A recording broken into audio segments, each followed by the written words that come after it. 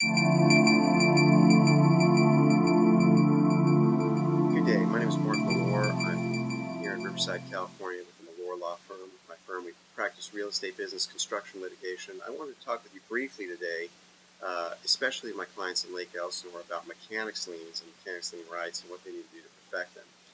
Now, for construction projects with contractors or even homeowners facing mechanics liens being recorded by contractors whom they've hired, you need to understand the process and some of the technical time frames.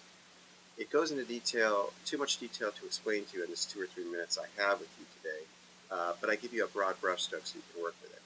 Understand that if the mechanic, or in this case the contractor, is contracting directly with the owner of the property, they don't need to record something called, or send out something called a 20-day preliminary notice.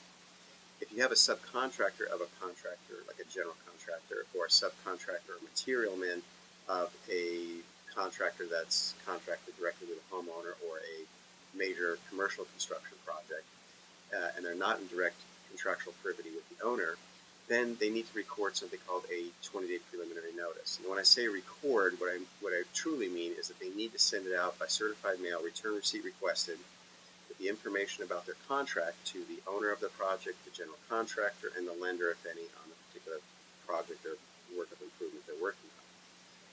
As long as they do that within the first 20 days of them arriving at the job, they cover all the work that they've put into the project. And once they do that, then they're covered for their contract price. Later on, when if it becomes necessary, they need to record a mechanics lien on the project because they're being unpaid.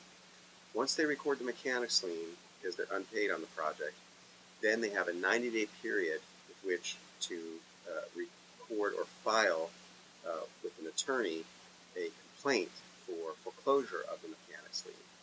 But if you're not in direct contractual privity with the owner of the property, you need to first send out by certified mail, return receipt requested, your 20-day preliminary notice. As long as that's done, you can then record your mechanics lien, and your mechanics lien will remain valid as long as you file a lawsuit within the next 90 days following the recording.